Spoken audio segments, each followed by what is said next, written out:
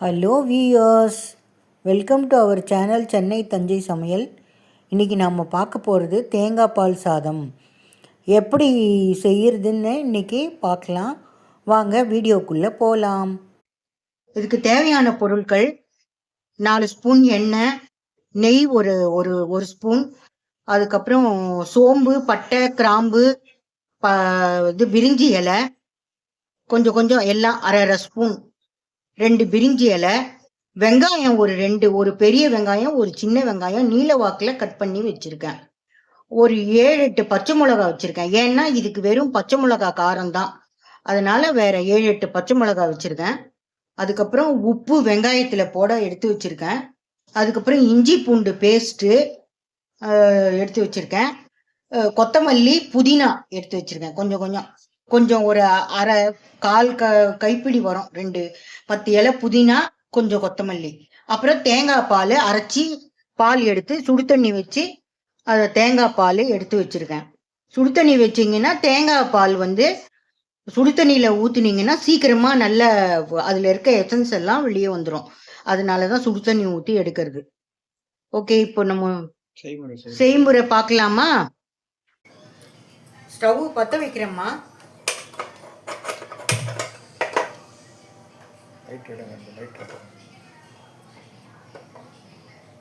சட்டி காஞ்ச உடனே சமையல் எண்ணெய் ஊத்துறேம்மா.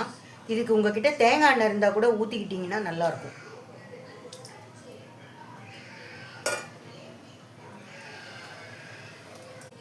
இதில் பட்டை, கிராம்பு, சோம்பு, பிரிஞ்சி இலை ஒன்றா போட்டுடுறேம்மா. அது பொரிஞ்சி வரட்டும்.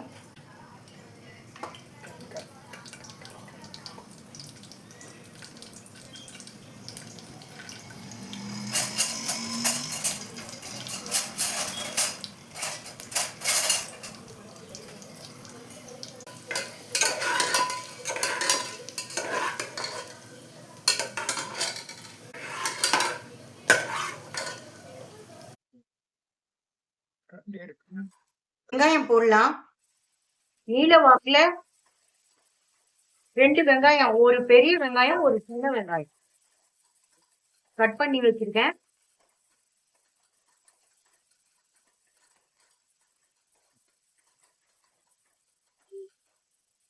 வெங்காயம் பொன்னிறமா வந்தா போதுமா, ரொம்ப வதங்க தேவையில்ல. கண்ணாடி பதத்துக்கு வந்தா போதும்.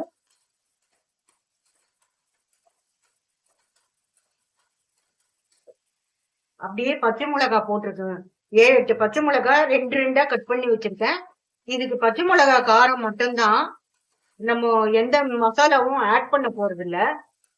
இதுக்கு வெறும் பச்சை மிளகா காரம் மட்டும்தான்.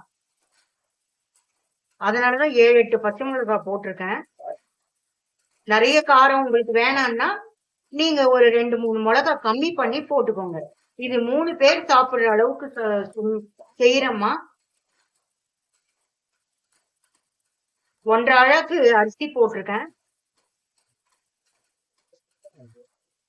3 பேர் தாராளமா சாப்பிடலாம்.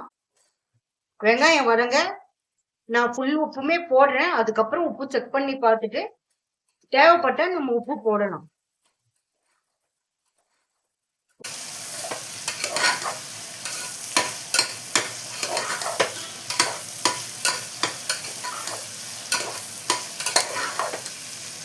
வெங்காயம் பாருங்க பொன்னிறமா ஆயிடுச்சு, கண்ணாடி பதத்துக்கு வந்துடுச்சு.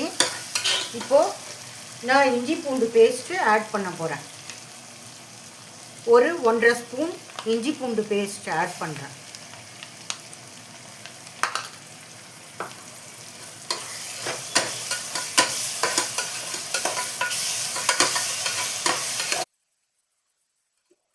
கிளறி விட்டுட்டே இருங்க, இல்லைன்னா அடி பிடிச்சிடும்.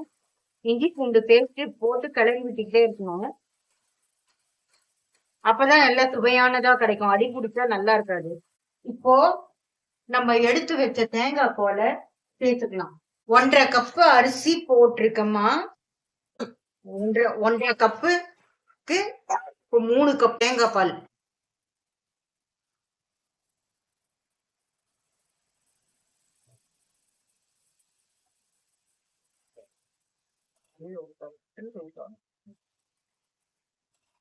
இதுல 3.5 கப்பு வந்திருக்கு. நான் 3.5 கப்பையும் ஊத்திடுறேன்.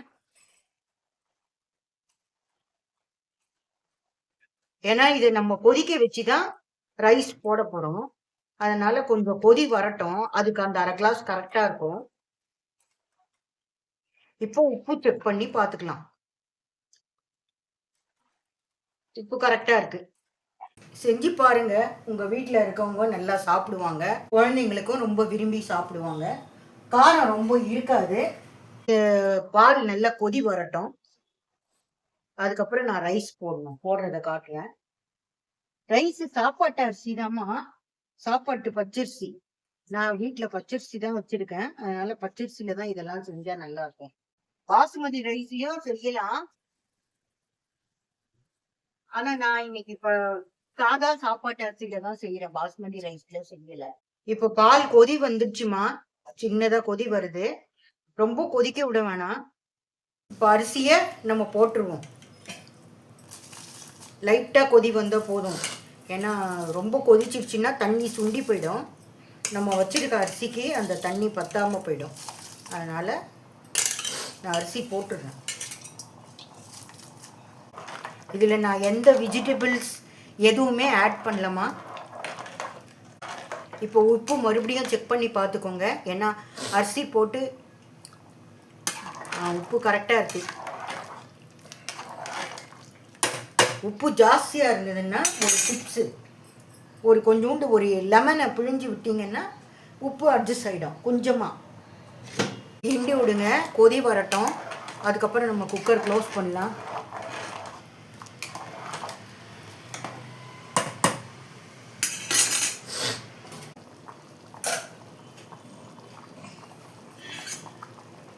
நல்லா கொதி வந்துருச்சுமா.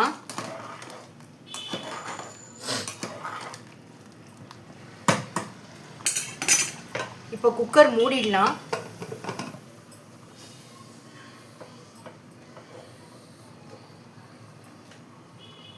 ஆவி வந்ததுமே வெயிட் போடலாமா. ஆவி வந்துருச்சு. வெயிட் போடுறேன். ஒரு 3 விசில் வந்தால் போதும்.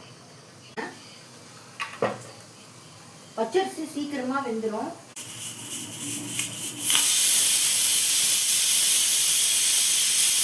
அதுக்கப்புறம் ஒரு 10 நிமிஷம் ரெஸ்ட் விடணும். அப்போதான், ஏன்னா அந்த விசில்லாம் ஃபுல்லாக அடங்கணும். அடங்கி வந்த பிறகு தான் ஓப்பன் பண்ணணும்.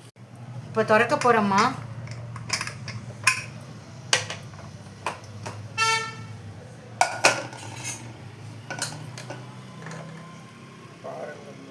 சாப்பாடு பாருங்க எப்படி உதிரி உதிரியாக வந்திருக்குன்னு. இல்லை அடியும் பிடிக்கல, குழையவும் இல்லை.